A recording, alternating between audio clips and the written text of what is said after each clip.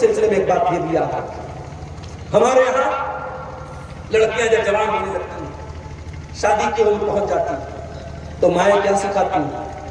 دیکھ تجھے ساس کو ایسے کنٹرول کرنا ہے، دیکھ تجھے شوہر کو ایسے دبا کے رکھنا ہے، تجھے نندوں کو ایسے دبا کے رکھنا ہے۔ وہ سب کو دبا کے رکھنے اور سب کو بس میں رکھنے کی بات سکھاتی ہیں، جبکہ سکھانا کیا چاہیے کہ کیسے سب کا دل جیتا جائے، شوہر کا دل کیسے جیتا جائے، ساس کا دل کیسے جیتا جائے، نندوں کا دل کیسے جیتا جائے۔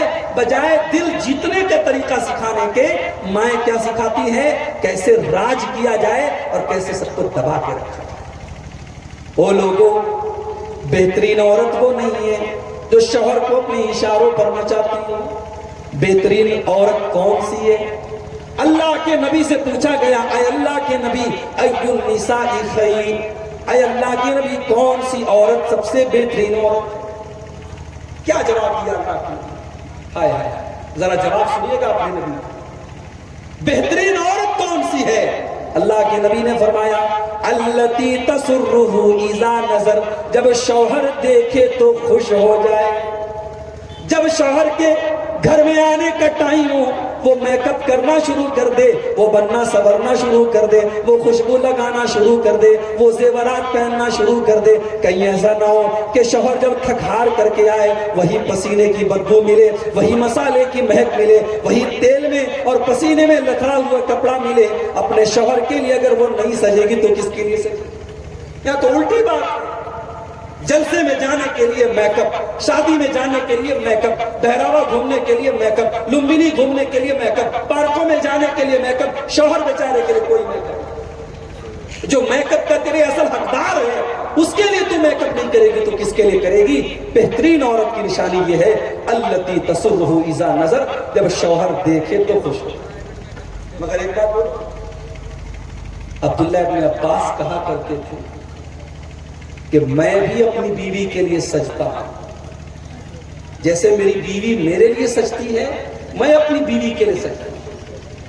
بھائی صاحب، آپ اپنی اہلیہ سے یہ امید رکھتے ہیں کہ اہلیہ آپ کے لیے میک اپ کرے، سجے سورے، اور آپ مونچھوں کے بعد بالکل ساتویں آسمان پہ جا رہے ہیں، آپ کو اتنی توفیق بھی نہیں ہو رہی کہ نائی سے کہہ کے تھوڑی مونچھوں کو سیٹ کر لیں۔ پسینے سے آپ بالکل شرابور ہیں اور کپڑے کا کوئی ہوش نہیں ہے، اپنے سراپے کا کوئی ہوش نہیں۔ آپ کی بھی ذمہ داری ہے کہ آپ اپنی بیوی کو اٹریکٹ کرنے کے لیے اپنے آپ کو اسلام کے اندر رہ کر کے، اب میں یہ نہیں کہہ رہا ہوں کہ آپ کلین شیو کرا لیں، داڑھی منڈوا لیں، یا 50 سال کا آدمی ہو گیا ہے اب سفید بالوں کو کالا کر لیں۔ جو حرام کام ہے وہ نہیں، جو جائز ہے، اگر 50 سال کا 40 سال کا شوہر ہے، بال کچھ سفید ہو رہے ہیں تو مہندی تو لگا سکتا ہے، جائز ہے، مہندی لگا لے۔ بیوی کے لیے تھوڑا اپنے آپ کو جوان نظر آئے انسان، اس میں کوئی حرج کی بات نہیں ہے، اپنے آپ کو تھوڑا اٹریکٹیو بنائے، خوبصورت بنائے۔ عبداللہ ابن عباس کہتے ہیں کہ میں اپنی بیوی کے لیے سجتا ہوں جیسے وہ میرے لیے سجتی ہے، کیونکہ اللہ نے قرآن میں فرمایا وَلَهُنَّ مِثْلُ الَّذِي عَلَيْهِنَّ بِالْمَعْرُوفِ، جیسے عورتوں کے اوپر تمہارا حق ہے، تمہارے اوپر بھی عورتوں کا حق ہے۔ اس لیے عبداللہ ابن عباس کہتے ہیں میں سجتا ہوں۔ تو سب سے بہترین عورت کی نشانی کیا ہے؟ التی تسرہ اذا نظر، جب شوہر دیکھے تو خوش ہو جائے۔ دوسری نشانی وَتُطِيعُهُ اذا امر، جب شوہر کوئی بات کہے تو بیوی مان لے۔ یہاں تو مانتی کم ہے، منواتی زیادہ ہے۔ ماننے کا جذبہ کم ہے، منوانے کا زیادہ ہے۔ اللہ کے نبی نے بہترین عورت کی نشانی کیا بتائی؟ مان لے، بیوی شوہر کی بات مان لے، اس کے اندر ماننے کا جذبہ ہو۔ اور تیسری چیز کیا ہے؟ وَلَا تُخَالِفْهُ فِي نَفْسِهَا وَمَالِهِ بِمَا يَكْرَهُ، اپنے مال کے سلسلے میں اور اپنی آبرو کے سلسلے میں کوئی ایسا کام نہ کرے جو شوہر کو ناپسند ہے۔ اپنی آبرو کی حفاظت کرے اور شوہر کے مال کی حفاظت کرے۔ یہ تین کام جو عورت کرے گی وہ دنیا کی بہترین عورت ہے۔ میری پیاری ماں بہن، یاد رکھو، آپ نے 5 ٹائم کی نماز اگر پڑھ لی، رمضان کے روزے آپ نے رکھ لیے، رات کو تہجد بھی آپ پڑھ لیں، نفل روزے بھی آپ رکھ لیں، لیکن اگر شوہر کو خوش نہیں رکھتی ہیں، شوہر کی اطاعت نہیں کرتی ہیں، تو آپ کا جنت میں جانا بہت مشکل ہے، بہت مشکل۔ جنت میں جا ہی نہیں سکتی وہ عورت جو اپنے شوہر کو خوش نہ رکھے، اپنے شوہر کی خدمت نہ کرے، اس کی اطاعت نہ کرے۔ اللہ کے نبی کے پاس ایک عورت آتی ہے، کسی کام سے آتی ہے، جب جانے لگتی ہے اللہ کے نبی پوچھتے ہیں ازات زوج انتی، کیا تم شادی شدہ ہو؟ ہاں اللہ کے نبی میں شادی شدہ ہوں۔ آپ نے پوچھا اپنے شوہر کے لیے کیسی ہو؟ اس نے کہا اللہ کے نبی اپنے شوہر کی بہت خدمت کرتی ہوں، اپنے شوہر کی خدمت میں کوئی کمی اور کوتاہی نہیں کرتی ہوں۔ اللہ کے نبی نے کیا جملہ فرمایا، میری مائیں بہنیں سن لیں کان کھول کر کے، اللہ کے نبی نے فرمایا فانظری این انت منہ، تم دیکھ لو کہ تم اپنے شوہر کے لیے کیسی ہو۔ فَإِنَّمَا هُوَ جَنَّتُكِ وَنَارُكِ، تمہارا شوہر ہی تمہاری جنت بھی ہے اور تمہارا شوہر ہی تمہاری جہنم بھی ہے۔ شوہر کی خدمت کرو گی تو جنت میں جاؤ گی، اور شوہر کی خدمت نہیں کرو گی تو جہنم میں جاؤ گی۔ یہ ہے شوہر کا مقام۔ تو بیوی شوہر کی اطاعت کرے اور خدمت کرے۔ ماؤں کو چاہیے کہ بچیوں کو یہ سبق سکھائیں، یہ سبق نہ سکھائیں کہ تجھے اپنے شوہر کو انگلیوں پر نچانا ہے اور تجھے اپنی ساس کو بس میں کرنا ہے اور نند کو بس کرنا ہے۔ محبت اور پیار کے ذریعے سب کا دل جیتے، یہ تربیت اپنے بچیوں کی کرنا چاہیے۔ اسی طریقے سے میرے بھائی، بچیوں کی پرورش کے سلسلے میں تھوڑے حساس بنیے۔ بچی کہاں جا رہی ہے، کیا کھا رہی ہے، کس سے مل رہی ہے، یہ والدین کی ذمہ داری ہے کہ وہ نظر رکھیں۔ بچی کے ہاتھ میں 10,000 والا موبائل تھا، اچانک سے اس کے پاس 50-60 ہزار کا آئی فون آ گیا۔ بچی کے ہاتھ میں 300 روپے کا پرس تھا، اچانک سے 2,000 روپے والا پرس کہاں سے آ گیا؟ بچی آپ کی، بیٹی آپ کی، جو جی چاہتا ہے منگا لیتی ہے، پیسے آپ بھی نہیں دے رہے، اس کے پاس یہ پیسے کہاں سے آ رہے ہیں؟ یہ جاننا بھی ماں باپ کی ذمہ داری ہے، یہ نگرانی کرنا بھی ماں باپ کی ذمہ داری ہے۔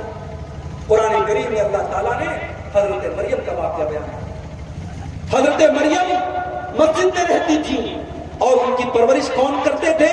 اس دور کے نبی تھے حضرت زکریا علیہ السلام، وہ پرورش کرتے تھے حضرت مریم کی۔ کلما دخل علیہا زکریا المحراب وجد عندہا رزقا، جب حضرت زکریا مسجد میں آتے ہیں تو کیا دیکھتے ہیں کہ مریم کے پاس بغیر موسم کا پھل رکھا ہوا ہے۔ انار کا موسم نہیں ہے، آم کا موسم نہیں ہے، سیب کا موسم نہیں ہے، جس پھل کا موسم نہیں ہے وہ پھل بھی موجود ہے۔ کلما دخل علیہا زکریا المحراب وجد عندہا رزقا قال یا مریم انا لکی ھذا، کہتے ہیں کہ اے مریم یہ پھل تیرے پاس کہاں سے آیا؟ قالت هو من عند اللہ، حضرت مریم کہتی ہیں یہ پھل اللہ تعالیٰ کی طرف سے آیا۔ ان اللہ یرزق من یشاء بغیر حساب، اللہ جسے چاہتا ہے بے حساب دیتا ہے۔ نظر رکھو اپنی بیٹیوں پر، رات کو 2 بجے وہ کس سے بات کر رہی ہے؟ اسکول کے نام پہ وہ گئی تھی، 2 بجے اسکول کی چھٹی ہوئی، وہ 4 بجے گھر کیوں آ رہی ہے؟ یہ ذمہ داری ہے میرے بھائیوں، اللہ کے آپ کو جواب دینا۔ آج حالات بہت برے ہیں، ہندوستان میں باقاعدہ پوری پلاننگ کے ساتھ کتنی مسلمان لڑکیاں ہیں جن کو پیار اور محبت کے نام پر کالجوں میں اور یونیورسٹیوں میں پھنسایا ہے۔ اچھا ایک بات اور ہے، گھر میں کہیں کہیں ایسا بھی ہوتا ہے، لڑکیاں اچھا کپڑا پہنتی ہیں نا، کبھی ماں تعریف نہیں کرتی، کوئی اچھا کام بھی کرتی ہے باپ تعریف نہیں کرتا۔ تو جس کی گھر میں کوئی تعریف نہیں کرتا، کبھی اس کی کوئی خوبی بیان نہیں کرتا، اس کو ایک ہلکی سی تعریف بھی اس کا دل مائل کر دیتی۔ اب اس کے کالج میں پڑھنے والا ایک لڑکا وہ کہتا ہے کہ تمہارے بال تو ماشاءاللہ بڑے خوبصورت ہیں، تمہارا ہیئر اسٹائل تو بڑا اچھا ہے، تمہارا یہ بڑا اچھا ہے، تمہارا وہ، اب یہ تعریف کے جملے پر وہ بھول جاتا ہے۔ تو گھر میں اپنے بچوں کو محبت دو، اگر آپ محبت نہیں دیں گے، آپ پیار نہیں دیں گے تو باہر سے ان کو پیار بھرے جملے ان کو اپنی طرف اٹریکٹ کریں گے، آکرشت کریں گے، مائل کریں گے، اور بہت جلدی وہ اس کے جال میں پھنس جائے گی۔ گھر میں ماں کو چاہیے، باپ کو چاہیے کہ اپنی بچی کو محبت اور پیار کے ساتھ اس کی تربیت کریں۔ اور ایک بات یاد رکھیے، بچیوں کی تربیت کرنا بہت نازک کام ہے۔ اگر آپ نے اپنی بچی کی صحیح تربیت کی ہے، اللہ کی قسم وہ برے سے برے ماحول میں چلی جائے وہ اپنے دامن کو بچا لے۔ ضروری نہیں ہے کہ آپ کے گھر سے جو لڑکی نقاب پہن کے نکلتی ہے اور آپ اسی پر ناز کرتے ہیں صاحب ہماری لڑکی تو نقاب میں نکلتی ہے، صرف نقاب سے آپ کی لڑکی بچ جائے گی اس کی گارنٹی نہیں ہے۔ آج کتنی نقاب والی لڑکیاں غیر مسلموں کے ساتھ بائک پر گھوم رہی ہیں، ہوٹلوں میں پکڑی گئی ہیں، پارکوں میں پکڑی گئی ہیں، پورے ہندوستان بھر سے ڈاٹا آ رہا ہے، آپ ذرا دیکھ لیجیے۔ نقاب کا ہونا یہ کافی نہیں ہے، تربیت ہونی چاہیے۔ اپنی بچی کو بچپن سے سکھاؤ تو قیمتی ہے، اور قیمتی چیز کو ہلکی سی کھروچ بھی لگ جائے تو وہ نقصان اس کا ہوگا۔ 10,000 کا موبائل ہے، گر گیا ٹوٹ گیا چلے گا، لیکن 1 لاکھ کا آئی فون آتا ہے، اس کو انسان کتنا سنبھال کے رکھتا ہے، یار 1 لاکھ کا موبائل ہے۔ عورت دنیا کی قیمتی چیز ہے، اسلام نے اسی لیے اس کو پردے میں رہنے کا حکم دیا ہے۔ اپنی لڑکیوں کو یہ چیز آپ بچپن سے سکھا دیجیے۔